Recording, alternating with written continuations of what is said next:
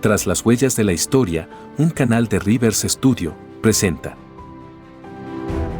la historia, contada de manera clara, entretenida y divertida.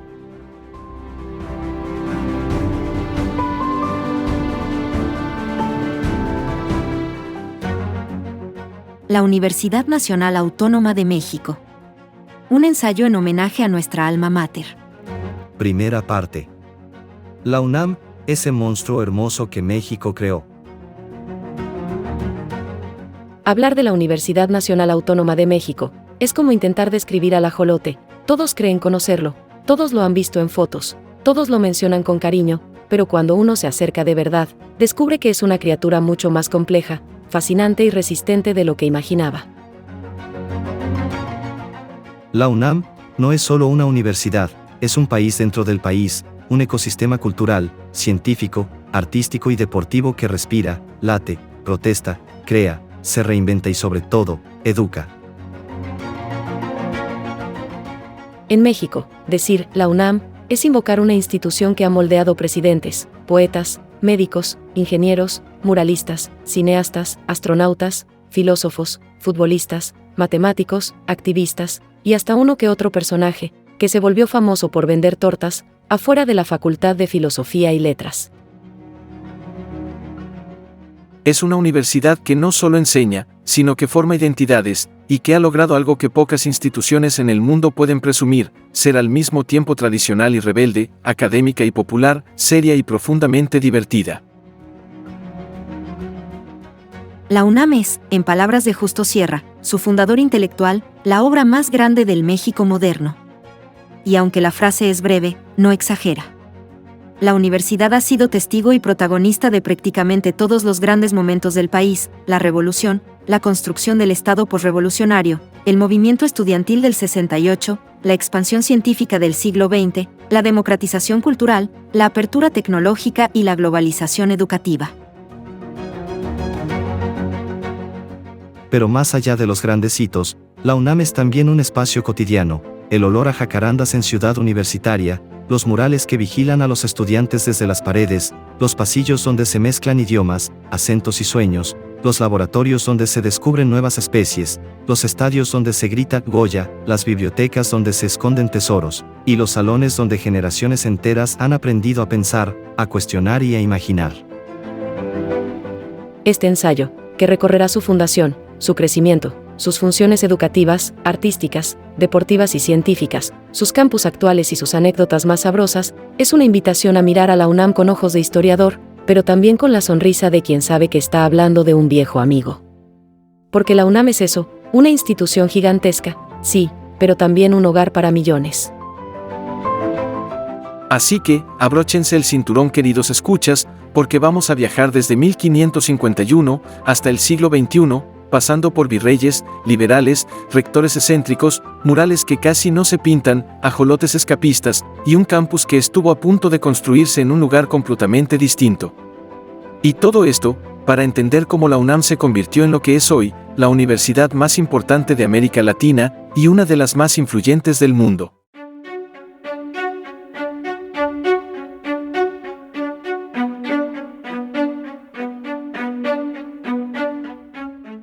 Si uno quiere entender a la UNAM, no basta con mirar su escudo, sus murales o su himno. Hay que viajar atrás, muy atrás, hasta un tiempo en el que México ni siquiera se llamaba México, sino Nueva España, y en el que los estudiantes no tomaban café en la cafetería de Filosofía y Letras, sino chocolate espeso servido en jícaras. La historia de la UNAM comienza oficialmente en 1551, cuando el rey Carlos I de España firmó la cédula que autorizaba la creación de la Real y Pontificia Universidad de México, la primera universidad del continente americano, junto con la de Lima, Perú. La Real y Pontificia era, como su nombre lo indica, una institución mitad religiosa y mitad monárquica. Su misión era formar a los futuros administradores, juristas y teólogos del virreinato. No era una universidad democrática ni abierta, pero sí fue un espacio donde se sembraron las primeras semillas del pensamiento crítico en tierras americanas. En sus aulas se enseñaba latín, filosofía escolástica, derecho canónico y civil, medicina hipocrática y, por supuesto, teología. Un dato curioso, los exámenes eran públicos y podían durar horas. Los estudiantes debían defender sus tesis frente a un jurado que no siempre estaba de buen humor. Se cuenta que un alumno de teología, nervioso ante la presencia del rector, confundió a Santo Tomás con San Agustín. El rector, indignado, exclamó: «Hijo, has mezclado a los santos como si fueran ingredientes de un mole». La anécdota no está documentada oficialmente, pero los historiadores la repiten con gusto, porque captura muy bien el espíritu de la época.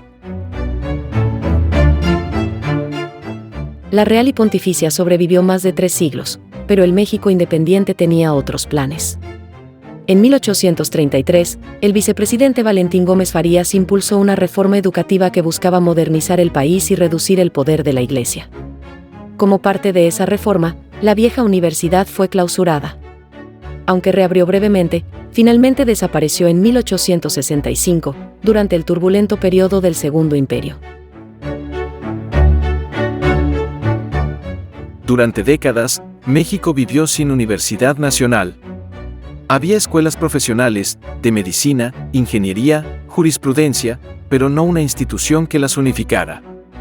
Y ahí es donde entra en escena uno de los personajes más importantes de esta historia, Justo Sierra Méndez, escritor, político, educador y uno de los intelectuales más brillantes del Porfiriato. Sierra estaba convencido de que México necesitaba una universidad moderna, científica y laica. En 1881, escribió una frase que se volvería profética: «La universidad es el corazón de la patria». Breve, contundente y visionaria. A finales del siglo XIX, México vivía un periodo de relativa estabilidad bajo el gobierno de Porfirio Díaz. Era un país que quería verse moderno: ferrocarriles, telégrafos, exposiciones universales, academias científicas.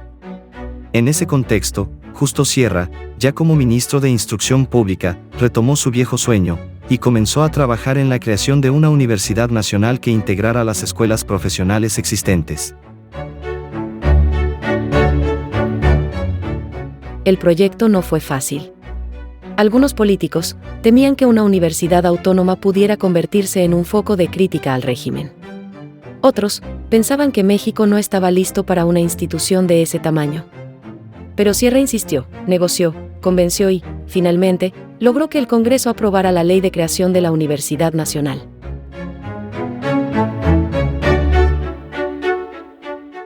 El 22 de septiembre de 1910, en plena celebración del centenario de la independencia, se inauguró la Universidad Nacional de México. El acto fue solemne, elegante y profundamente porfiriano: discursos largos, invitados distinguidos, trajes oscuros, abanicos, carruajes y una banda militar que tocó marchas triunfales. Justo Sierra pronunció un discurso memorable, en el que afirmó que la nueva universidad debía ser la conciencia de la nación. Esa frase, breve y poderosa, se convirtió en uno de los pilares filosóficos de la institución.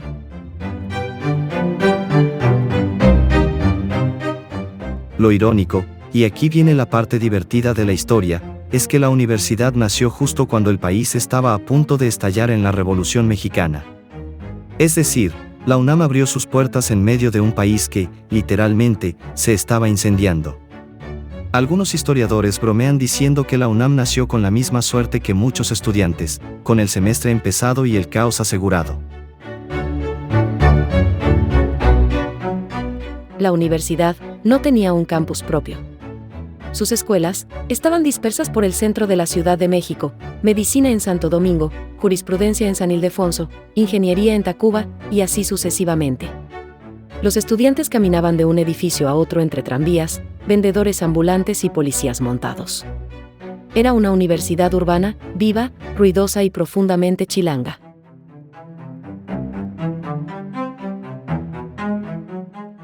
Los primeros años fueron difíciles. La revolución interrumpió clases, desplazó profesores y obligó a cerrar temporalmente algunas escuelas. Pero la universidad sobrevivió, como sobreviviría a muchas otras crisis a lo largo del siglo XX.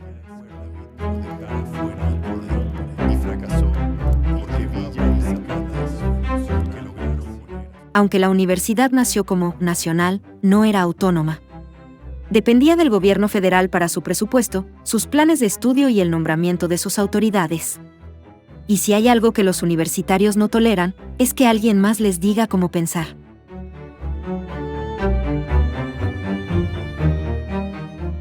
Esto generó tensiones desde el principio. Los estudiantes querían una universidad libre, crítica, capaz de pensar por sí misma. Los gobiernos, en cambio, preferían una institución dócil. La lucha por la autonomía sería larga y apasionada, y culminaría hasta 1929. Por ahora, basta decir que la UNAM nació con una mezcla de tradición colonial, modernidad porfiriana y espíritu revolucionario. Una combinación explosiva, sí, pero también profundamente mexicana. Acompáñanos en la segunda parte de este ensayo, dedicado a la Universidad Nacional Autónoma de México, en el que recorreremos más de 100 años de expansión, luchas estudiantiles, innovaciones científicas, murales monumentales, campeonatos deportivos, terremotos, huelgas, premios Nobel y un campus que se volvió patrimonio de la humanidad.